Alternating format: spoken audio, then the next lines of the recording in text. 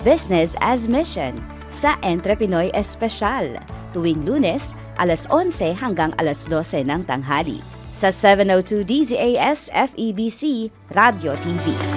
Nagpapatuloy po ang Entrepinoy Espesyal. Kasama po natin ngayon mula naman po sa Business as Mission Philippines, si Miss Manilyn M. Montañez at siya po ang co-founder ng Asia's J. Mondes Enterprises Corporation. Siya po ang Chief Financial Officer. Magandang araw, Ma'am May. Hello, good morning po, and good morning din po sa mga nanonood ng FEBC. Thank you for watching and good morning po sa inyo. Meron ka ba mga babatiin? Hi sa mga fans. Joke lang. Wow. I mean, sa family namin, BAM family, thank you for having us here. And we're so grateful to sharing the goodness of God.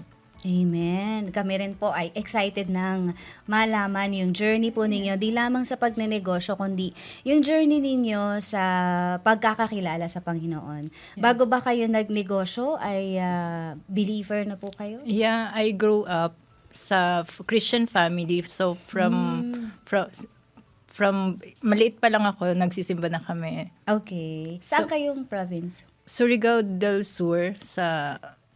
Sur province. And my family is Christian family na talaga siya. Pero matagal ka sa Surigao? Lumaki ka sa Surigao? Nag-high school and college is sa Manila na kasi 'di ba pagka sa province then mag-study na sa Manila. So I stay with my sister in Manila. Kaya pala hindi ka tunog Surigao nun.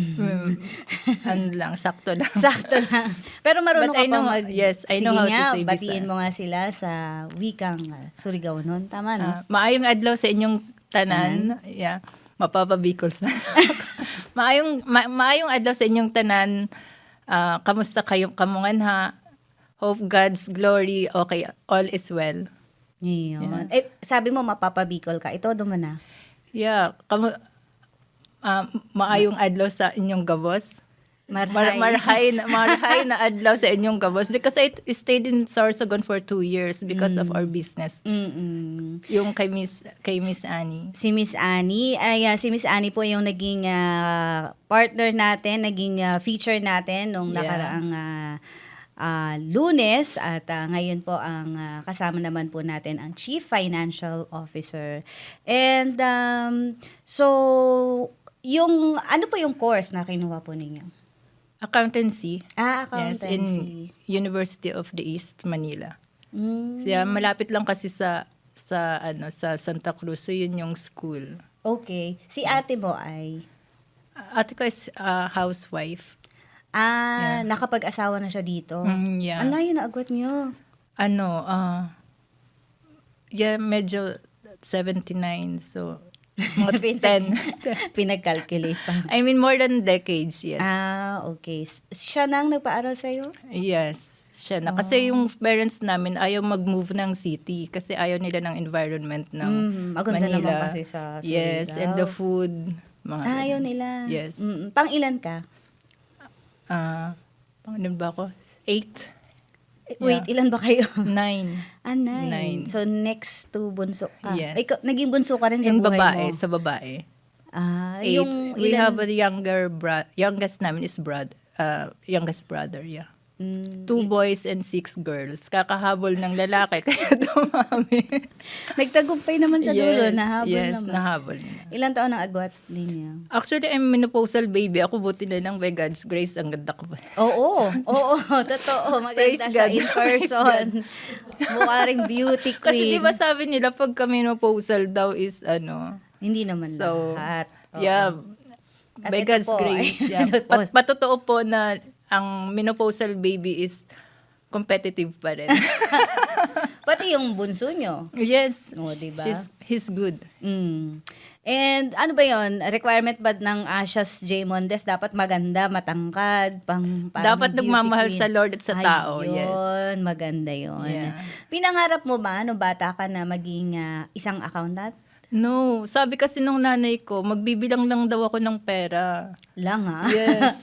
Kaya sabi niya, mag-business course ka. Eh di ako syempre masunurin kasi lumaki ako na dapat sumusunod sa magulang, more on, ang bawal ka magreklamo. So, okay, naging accountant. Eh, hindi ko naman alam na more on analyzation pala yun. Nabudol ka. But I know that it's God's plan. Wala namang aksidente sa Lord. Yes. So, ang kinuha mo ay accountancy. Yes. Dahil dun nga sa mindset na magbibilang ka ng pera. Yeah. Pero hindi, nag-ano ako sa bangko, sa head office sa Nagtrabaho ka Makati. sa bangko. Kumusta Yes, naman? before the business. So, nagkaroon na, dun yung time na, syempre, pinalaki tayo ng, yun nga, na-mention ni Miss Annie before, na mag-aral ka ng mabuti para magkaroon ng magandang trabaho. Yes. So, nagtrabaho nga, pero wala namang, dumating sa point na parang zombie, parang Walking Dead, na parang nagtatrabaho ka na lang without purpose. So, parang routine na lang yung buhay. Sa corporate life. Yes. And yung, nung una okay kasi ang dami mong trabaho eh. So, Tsaka ang dami mong nakaka-challenge. binibilang na pera, pero hindi sa'yo. No, hindi. Hindi ako ka nagbilang. Ay, hindi ba? Kasi sa, Nabudol ka dun pala pala yung sa teller. So, since okay. back office, then head office is kung kailan magsasarado yung bangko, magsisimula ang trabaho mo. Yeah, sobrang medyo Yung work-life balance, hindi na balance. sobrang hindi balance. As in parang, Kaya pala parang zombie ka. yes, Okay. gigising, work, gising ng bahay, tapos papasok, then pag-uwi, tulog, then ganun lang. Parang walang purpose yung buhay, and that's the miserable, I'm not against sa ibang nagwo-work ha, pero Yung situation mo yung that situation ko that time is, ang hirap pala pag walang purpose yung buhay. Nagtatrabaho ka lang, kain, tulog, tapos ganon. So, tapos hang out with your friends. Uy, alam mo, ang daming nangangarap na maging kain tulog. Ang hirap pala nun. Uy, ang hirap nun. Mawawala ka kasi hindi mo alam bakit ka nag-e-exist. So, yun yung for me, Parang pinaka-turning point ng buhay mo, no? that time parang gusto ko mag-change ng environment. Kaya nung nag-suggest yung sister ni Belle na magnegosyo. Pero kilala mo na si Ma'am Annie nun? Yes, kasi that time, di ba uso yung sa condo? Kasi Manila to Makati, ang layo. Kayo yung nag-share ng condo. Yes, kasi ang layo ng Manila to Makati. Oo naman. Kasi tapos yung traffic, given yung traffic, baha, pagka ganon. So, usually parang nagdo-dorm lang din. Okay. So, nagkaroon, iba-ibang Opportunity. nagkaroon ng opportunity na may idea yung sister, okay, maglo-loan ako sa bangko, tapos Magkano ni-loan mo? di ko na maalala, pero hundreds din yun eh. Lakas din ng loob. Tapos, yun yung time na nag-resign din ako. Kasi nag-change ako ng career from bank to, Business. hindi pa business eh. Kasi, hindi pwedeng hindi ako magkaroon ng iba pang trabaho kasi, anong mangyari sa business? Business kasi risky. Oo. So, pagka anong nangyari sa business, saan ako nung pambayad? Sa kadadamputin. Yes. Oo. And nagkaroon na ako ng other job na tanggap na ako for orientation na lang. So, yun yung time na may business kami sa Sorsogon. Business partner lang ako. Hindi ako nagmamanage or what. Si Miss Annie yung nag-resign para makatuto. So, ikaw nagpatuloy ka sa pagtatrabaho dito sa Manila? Suppose, pero that time kasi natatakot ako kasi from back office magiging frontliner ako. So, introvert daw ako. Mahihain. It's your time to shine. Mahihain kasi ako. Kaya nga siguro ako nilagay ng Lord sa back office because I'm not designed for it. Nung time na yon, kahit yung college, homebody kasi ako. Sa ganda mo na yan, nahihiya ka. Anong kinakahiya mo? Siguro yun yung lies ng enemy. Na parang inaano sa akin before na, you're not enough, ganto ka, ganto, ganyan. Talaga? Yes. Kaya nga sabi ko, enough na yung panloloko sa akin ng enemy. This time, I will speak for God na. Amen. Yes. Kaya this is my first. So, can I say na yung feeling mo na parang zombie ka, parang walang purpose yung buhay mo, that's God's way of telling you, "Huy, wake up, I have a plan for you." Yeah. Ganun ang grace ng Lord na aantayin ka niya. Parang pag tiningnan ko, looking back, from the start nandun na ang Lord. Yung lagi lang siyang katabi mo pag sasambitin mo siya kasi kailangan mo siya, may problema ka. Yung parang lagi siyang nandyan, pero antayin ka, hindi ka pa ba nagsasawa? Hindi ka pa ba tapos? Halika na, yung parang ganon. So, dahil sa takot ko, and minsan maganda din may takot yung tao no? Kasi Diyos ko Lord talaga, di ba? So sabi ko, Lord, kung will mo talagang dito ako ng work na to, so be it. Pero kung hindi, intervene. Okay. Kasi syempre, from the start, Christian na kami. So during my elementary days, nag-church talaga kami. Then high school, college, nawala talaga ako sa church. Pero yung faith ay nandun pa rin. So, hanggat sa biglang kinabukasan, nag-message yung employer ko na may something daw ako sa heart, ganun, sa medical. So, sabi ko, anong nangyari sa previous employer namin? Every year, meron niyang annual physical exam. So, sabi ko, wala naman akong ganyang history and walang ganun. So, ang nangyari nun, nagpa-second opinion ako and nagpa-fit to work. Okay. Kinumply ko lahat, cleared lahat, tapos biglang, Lord, bakit ganun? So, syempre, hindi ko gusto yung sagot niya, di ba? Nagtatanong-tanong ako, tapos hindi ko pala gusto yung sagot. Sabi niya, parang inside my heart, sabi lang, di ba, tinanong mo ako, di ba, kinonsult mo ako, tapos yun pala yung answer ng Lord. Which is? Stay sa Sorsogon, sa business. So, yun yung time na sabi ko. So, nag-resign ka? Resign na ako kasi nasa transition ako ng next job ko Yung dapat na yung job mo, Yes. kaya lang meron kang concern Kasi, sa heart. Ano daw yung concern mo sa heart? May mahina or something, pero never naman ako nagka-findings ng ganon. So, nung time kasi na yun is since nagkanda kami ng business, kailangan ko din makita yung situation sa Sorsogon. Siyempre, titingnan ko yung mga inventory, mga ganyan. Then, yung time na yun ng transition ko habang nag-wait ng start ng pasok dito sa kabila, biglang nag-intervene ang Lord, which is ang ganda.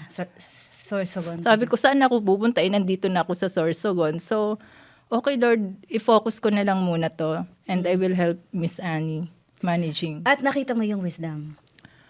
That time kasi peak kasi summer.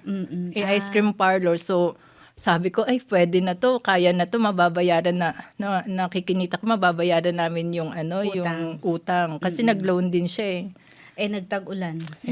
Exactly, nagtag-ulan. Nagbaha. Oh my God, Lord. Napapadiyos ko, Lord, talaga, di ba? May mga brownouts and Bicol, masaya sa brownouts. Di ba? Oo. So, ayun, ano naisip yung time. mo nun?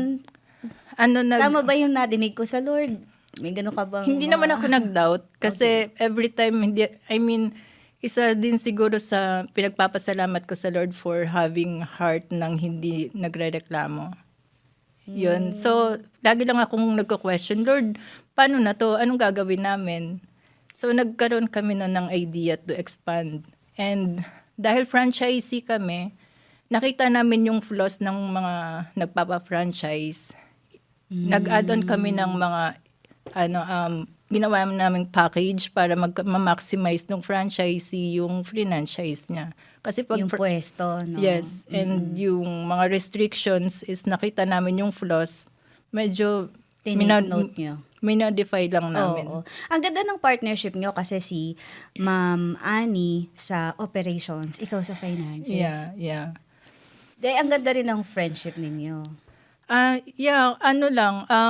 Very transparent lang.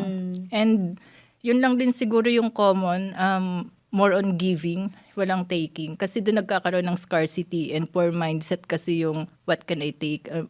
Bawal maisahan, bawal ganito. And kung transparent ka kasi, I love numbers because numbers is very honest. Pag 1 yan.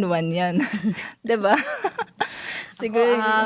Wait, let me think if I love the numbers.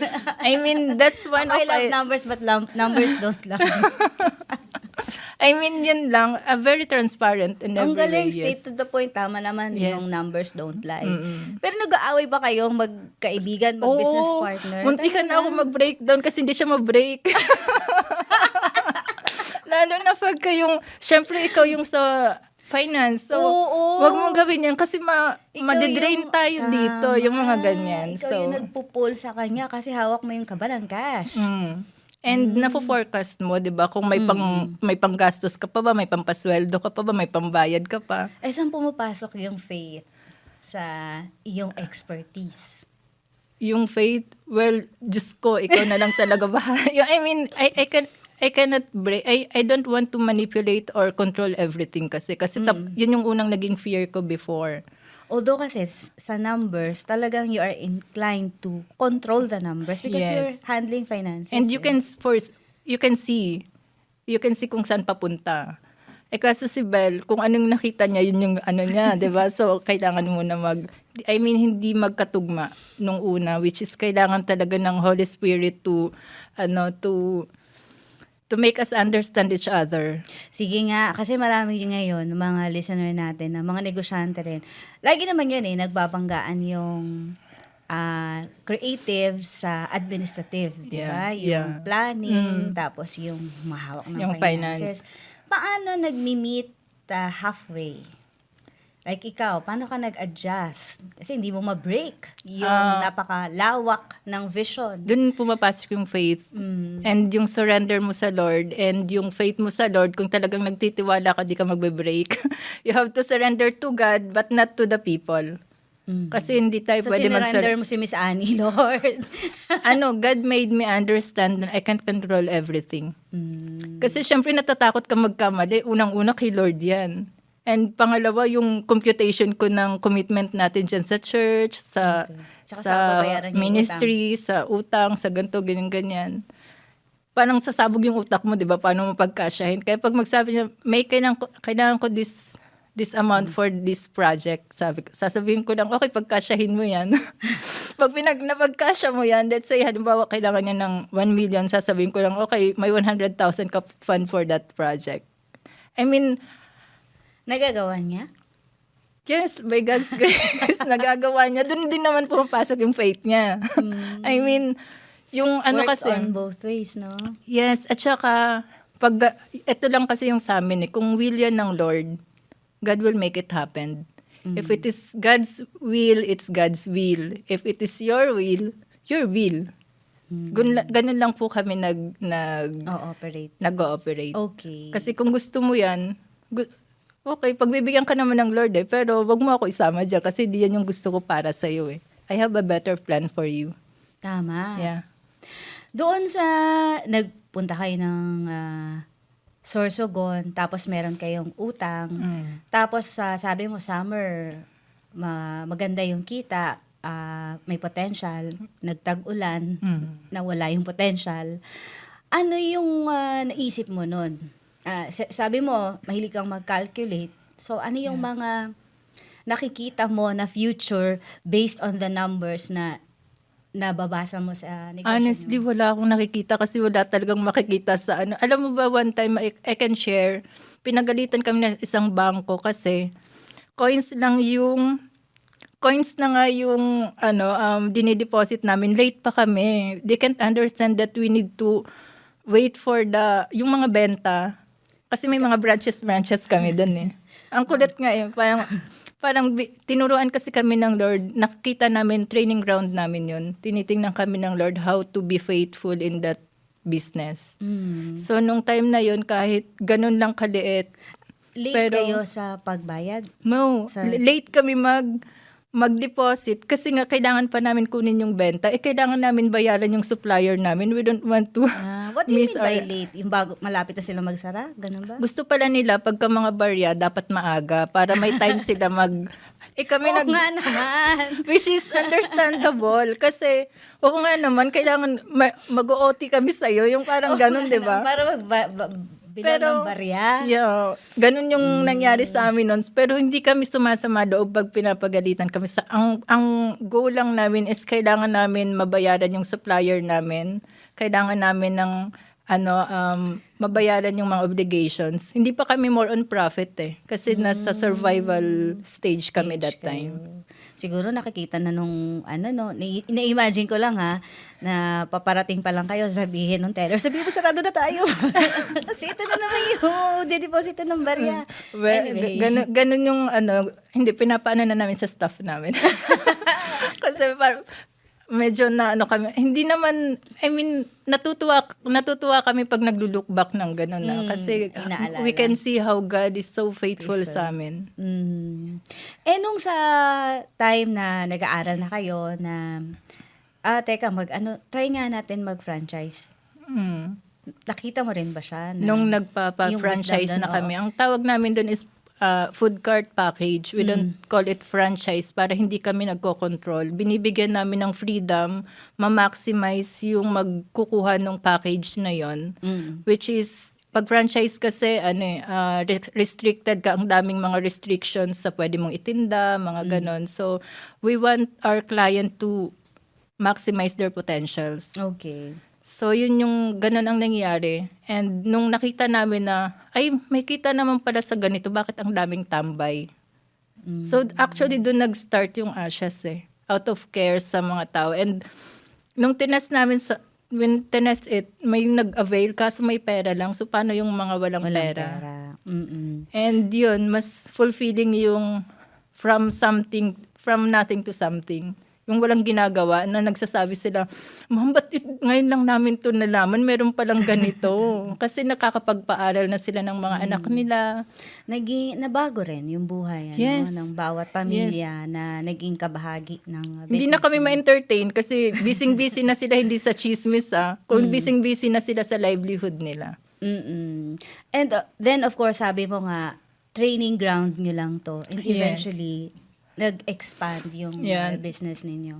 Yeah, nakita namin yun na trinain lang pala kami ng Lord how to handle things, finances. So, maliit lang muna kasi alam ng Lord yung kung hindi namin ito mapapasa yung level 1, yung level 2 mas mahirap, mas challenging. Okay. Sa area ng corruption, kasi syempre ikaw yung nasa number side, and isa sa mga testimony ng inyong negosyo ay talagang ginagawa yung tama. Yes. Transparent, Yes. straight to the point. Yeah. Paano ka nagsa-struggle sa ganong area? Wala namang, for me, pero I don't think nag-struggle. Ang ano ko lang is, kung ano yung tama, yun yung gagawin. I mean, nung nag-approach kami Nung for the nakikita mo na funding. yung mga numbers, nung possible na kikitain kapag nag-compromise. Ano lang, honestly, nung time na yun na nag-offer sa amin ng ganon is, the first question in my mind, Lord, ganito ba yung madadat na ng bagong salta sa negosyo? So what more for the next kung ganito? I mean, hindi kami nakatingin sa kikitain kung di nakatingin kami sa environment. Ganito ba talaga? Kasi lahat ng voices you cannot get project from government without under the table, without ganito. Kaya walang naniniwala. We're so feel alone kasi feeling namin kami lang gumagawa ng ganun, which is very unusual, and nagkaroon kami doon ng question mark na kung ganito yung dinatna namin, ano pa yung next generation ang madadatna nila. Naisip nyo pa yun? Yes, because sabi namin hindi kasi yung tama, and I believe it's the Holy Spirit who causes us to will and to act na hindi to tama, parang hindi natin to gagawin, may ibang way. And God made the way for us. Tungkol sa finances, pag talagang usapang finances, malapit sa puso mo yan, Kasi yan yung... Lalo na pag nako-compute mo na, di ba? ito yung possible income, ganito, very, tempting sa... Pag titingnan mo yung, numbers is just the numbers Pero yung, I mean, ang hirap mag-compromise. Doon sa journey ninyo sa pagnenegosyo, ano yung pinaka mabigat sa'yo as a Chief Finance Officer so far? Pinaka mahirap, pinaka challenging, pero nag-shine yung kapangyarihan ng Diyos. Siguro yung nung 2023 because scam after scam, tapos nakuha pa yung projects, then I lost my father. Tapos nung time na yun, medyo nag-question Hindi yung parang, alam niyo si Job, 'di ba?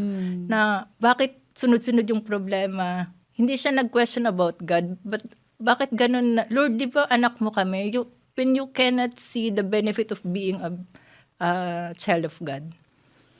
And then I realized, God showed me na si Jesus, I mean, sabi sa'yo, yung si Jesus na, I can't imagine yung time na kailangan niya mag-suffer, di ba? Kasi nung time na yun, sobrang sunod-sunod.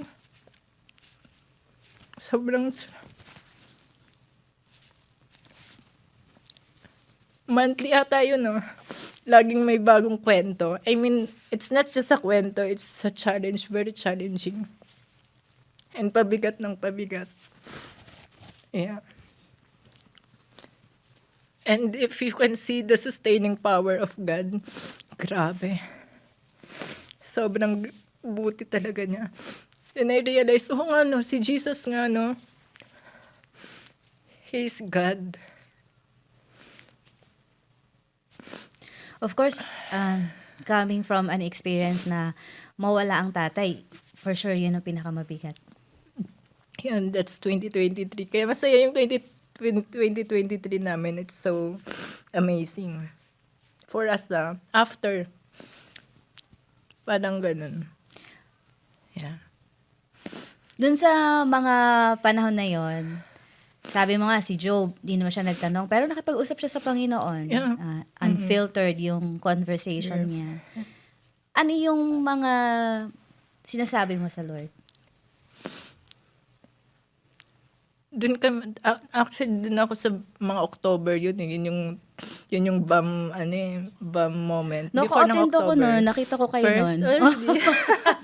Wala akong ginawa kung umiyak ng day 1, day 2 na yan. Grabe. Yung parang wala akong pakialam sa mga tao kung sino yung nandun. Di ba kasi parang pag sinabi bum, wow, ang magyayaman niyang mga yan. Ganto, ganyan. Yung sa amin nun, sobrang focus kami sa Lord ng sagot niya. Na for how many months, feeling namin ang silent niya. Pero nandun pa rin naman yung word niya. Alam mo yung January pa lang scam. Second scam ulit. I mean, because of, hindi naman dahil sa opportunity, but for your good intention. I remember my one good friend, 10 years ago. I believe it's God who is warning us. The perfect path to hell is paved with good intentions. Minsan, yung ganun, Lord, minsan nakakapagod na maging mabait, di ba? Pero sabi nga sa Bible, do not go weary in doing good things. And sabi ni Sir Richard, di ba? Goodness will beget goodness. Kung anong tinanim talaga, yun yung aanihin natin eh. I mean, yun yung time na yun. Sobrang, nung una, akala namin nakakatakot. To the point na nag-manifest na siya in reality. May nagbigay sa amin ng Lady Justice. I mean, friend, gusto niyo Lady Justice? Siguro dahil grabe ng injustices. Umiyak si Belle. Kasi, sabi nung friend niya, hala, sobrang gusto niya ata yun. But actually, parang trophy mo na. Parang binibigay na ng Lord. Ganun siya ka-powerful na dumating na sa point na nag-manifest na in reality. Lady Justice talaga, send sana ako ng picture eh. Kasi may nilagyan namin ng verse yun. Sabi namin, Lord, ganito na pala ka-visible yung nangyayari in the spirit sa amin. Na sunod-sunod. Pero, ano month na wala ang father mo? April. Sunod-sunod nga. Scam muna ng January, then may long friend ako na nagparamdam, kaya minsan nakakatakot magparamdam yung Bakit anong nangyari dun sa long time friend? Long time friend ko is nasa siya, ibang bansa. Then nanghiram siya sa akin kasi tatalbog daw yung cheque niya. Siyempre, tinatry niya ako i-win. Pero that time kasi my father is suffering for cancer. We are fighting for him. Ano ba, Lord, ano bang will mo sa father ko? Yung ganun, tapos sisingit ng ganun. And under medication. So, trinay kong dami niyang business na ino-offer sa akin. Pero hindi kasi, yun din pala, not all the opportunities is from God. Kaya you have to ask very, very keen kayo, lalo na discerning is very important in how to do things and grabbing the opportunity. Kasi ang kaaway din naman yan mag-o-offer ng maganda sa mata, no? Ay ng hindi maganda sa mata.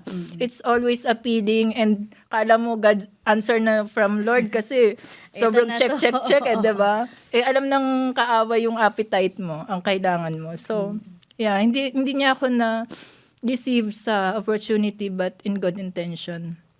Kaya yun, good intention without wisdom, wisdom is supreme.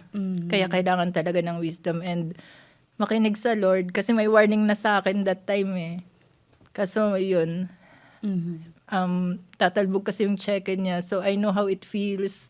Siguro yung empathy. But maganda ang empathy magandang empathy and napagsamantalahan na empathy. Yes, and I know that God will, binalik naman ng Lord sobra-sobra kasi sabi naman niya sa word niya, di ba, kung may mawawala sa'yo, 7 times niyang ibabalik sa'yo and He's very faithful with that. Just like how the Lord restored the resources of Job. Yes, double portion. Imagine mo, bam ang binigay sa akin. Imagine, bam. Sobrang, sabi namin, hala, this is our tribe. Sabi namin, this is our tribe. Ito tayo kasi hindi mo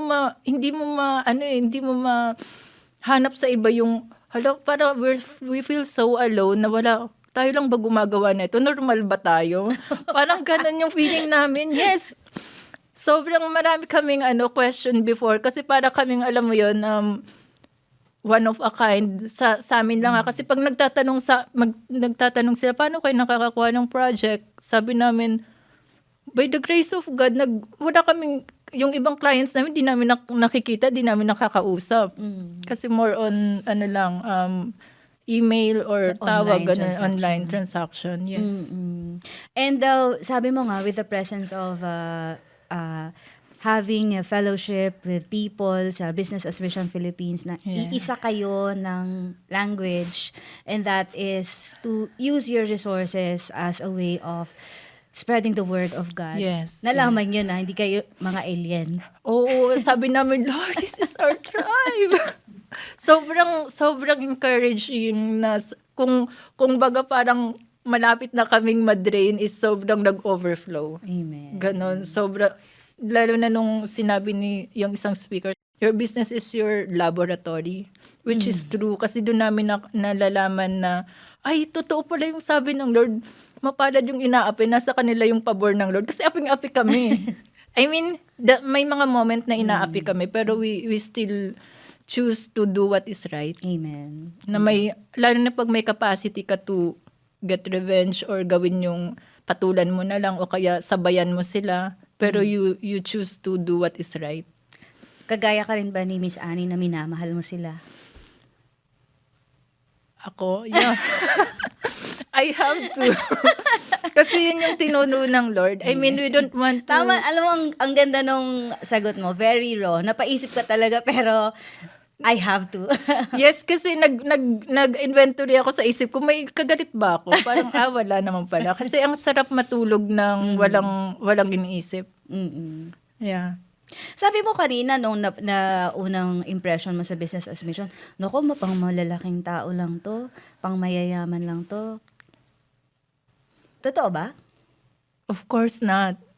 Mayaman lang, hindi nila alam na mayaman sila. Kasi hindi mo makita sa kanila, sobrang humble. Doon lang ako nakakita ng sobrang ang yayaman na, pero ang humble pa rin. Hindi mo sila ma-identify na, ay, si ano na pala yun? Hindi mo mararamdaman yung hangin. Yes, hindi mo mararamdaman yung ang sarap-sarap sa feeling ng mga kasamang ganong community. And grabe, hindi mo, kasi syempre focus ka, wala kaming idea sa BAM.